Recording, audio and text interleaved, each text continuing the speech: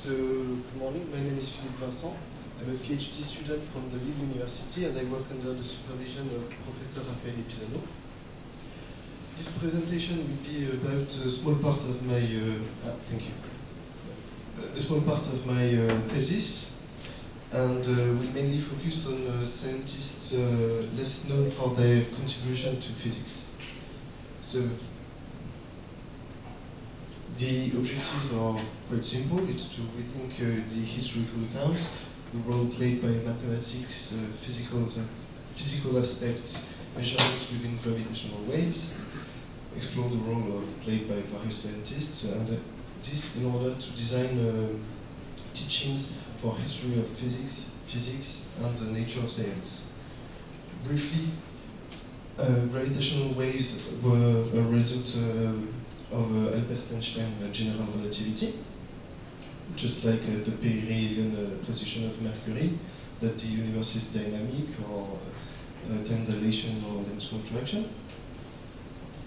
The first signal detected was detected by the LIGO-Virgo scientific collaboration, and it was the 14th of September 2015. It was a black hole merger. So you have here an illustration of the event with the ring spiral, the merger, and the final ring up. But I'm sure you know this. So I'm going to continue and say that I think that the roots of the concept that led to this discovery date as far back as Bernard Riemann and Sir William Keaton Clifford. Riemann, who was a great German mathematician, worked on the concept of curved spaces.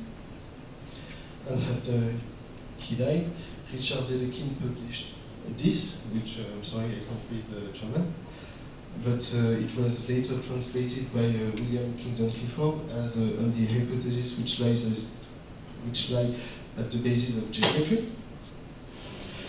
And he wrote that I have in the first place therefore set myself the task of constructing the notion of a multiply extended magnitude out of general notions of magnitude.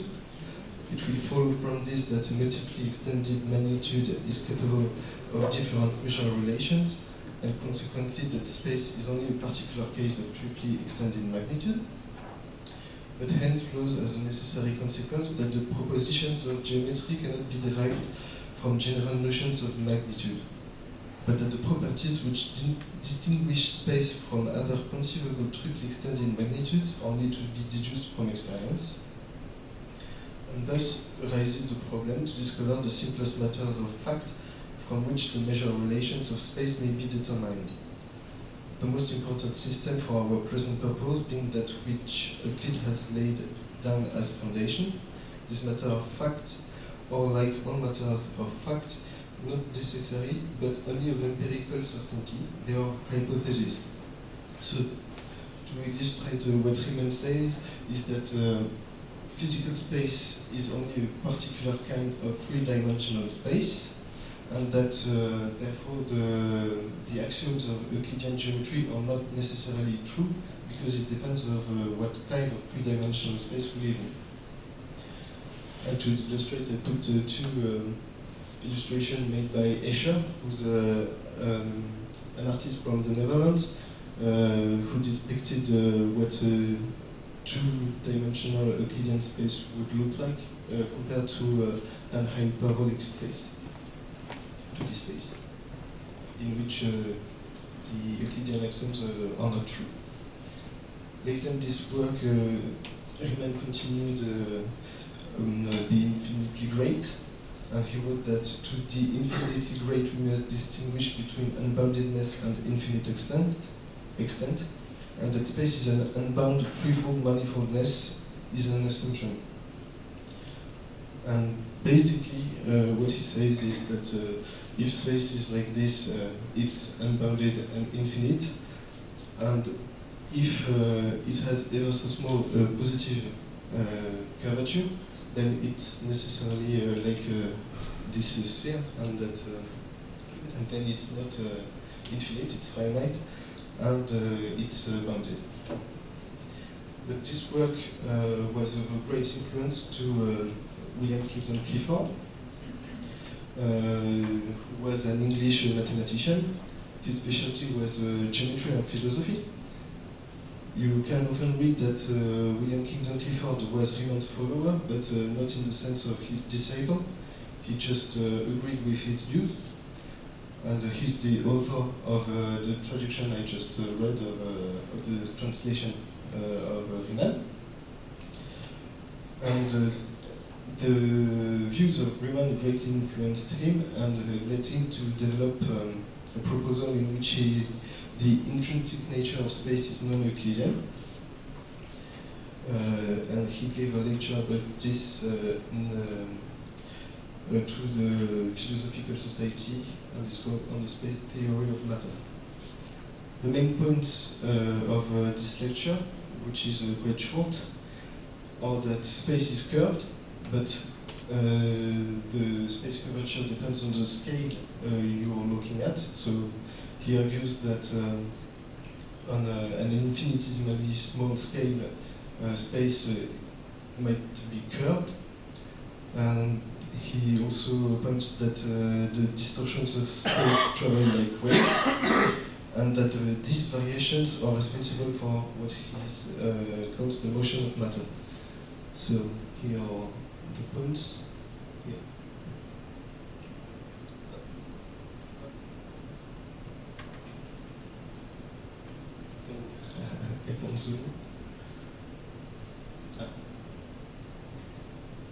So he says, I hold in fact that small portions of space are in fact of a nature analogous to little hills on a surface which is on the average flat, namely that the ordinary laws of geometry are not valid in them. So just like with a sheet of paper, if you zoom enough, you will see the fibers of the paper, and the axioms of Euclid are not true in this kind of space. Second, that this property of being curved or distorted is continually being passed on from one portion of space to another after the manner of a wave. And to me it sounds a lot like gravitational waves, but to clarify, I'm not saying he was thinking of gravitational waves. And third, that this variation of the curvature of space is what really happens in that phenomenon which we call the motion of matter. And he concludes by, I am endeavoring in a general way to explain the laws of double refraction on this hypothesis, but have not yet arrived at any result sufficiently decisive to be communicated. And in fact, at the end of this same year, in 1870, he embarked on an expedition to a solar eclipse. And his idea was to try to measure the skylight polarization around the eclipse at the passing of the moon, because he thought that the passing of the moon would curve space between the sun and the earth, and he would measure a variation in the polarization. And in his later works, Clifford continued to develop his theories. You might read that he never developed his theory of space, his space theory of matter, but I would argue that it is because he died at the age of 33 in Madeira, from tuberculosis, and he didn't have time to continue his work. Although in his later works he prepared his lectures to a coming theory. So obviously this doesn't look like general relativity, because at the time tensor calculus was not developed, and it's a completely different theory also. I'd like to note also that Clifford was open to the idea that the properties of space may change over time, whether it was 1 million years ago or 1 million years in the future, for example. For instance, he says, the geometer of today knows nothing about the properties of the present space in a past or future eternity. And this point of view is much more expanded in the postulate of the science of space. And he also taught his students that space exists independently of the things in it, which is important to say about Clifford, because at some point he considered matter like an emergent property of space. In this work, Clifford's idea was to find an equivalence between ordinary three-dimensional space and the motion on the surface of a sphere. In fact, what he wanted to do was to develop a counterpart to a rotational motion in 3D space with a translation motion in a hyperbolic, an elliptic space of 2 dimensions. So just a 2D space with positive curvature. And he generalized this idea using his biquaternions, which was the tool he developed because tensor calculus was not yet developed. So in the postulates of science of space, William Kingdon Clifford explicitly develops on his concept of space, and after some epistemological and philosophical considerations in the introduction, he commented on the postulates that he holds true about space. First, that space is continuous, although he was open to the idea that space may be discrete on infinitesimally small scale. Second, that space possesses an elementary flatness. So the more you zoom, and the more flat your space looks, and you can always find a scale where it looks perfectly flat. Superposition and similarity, which are that a body can be moved about in space without altering its shape or size, and all parts of space are exactly alike. So I put some comments about these postulates, but I won't read them because it would be a bit boring. I'm just going to go to Henri Poincaré and talk about sur la dynamique de l'électron just a little bit. Because in this text, Poincaré says that there is a need for some adjustments in gravitation. He also says that to him what makes sense is that the propagation of gravity is not instantaneous, and it is the speed of light. And it's in this text that appears for the first time here, onde gravifique, which is the first mention per se of gravitational waves. Some other honorable mentions are James Clerk Maxwell for the concept of fields, Oliver Heaviside for the first mathematical analogy between gravitation and electromagnetism, and I was going also to talk a little bit of Richard Feynman and his sticky bit arguments about gravitational waves in order to close the debate on if they carry energy or not. Thank you.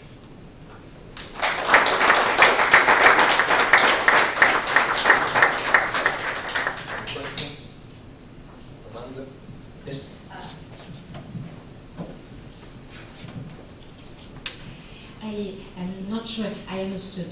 About Clifford, you were mentioning kind of space, the theory of matter and space, something like that you were telling, yes?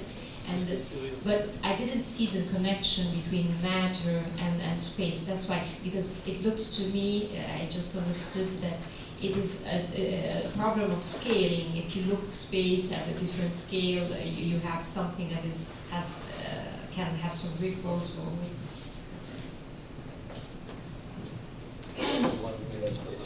So at one point, Clifford, he's a geometer, and he believed that geometry is a physical science.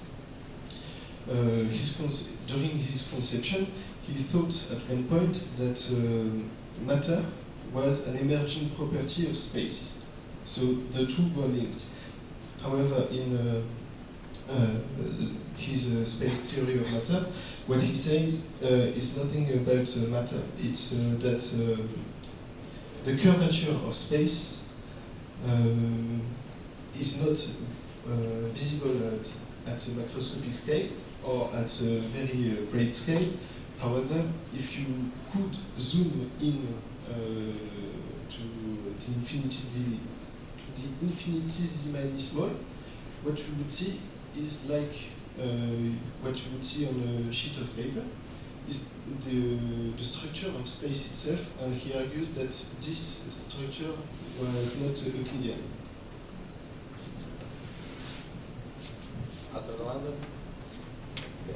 Thank you so much.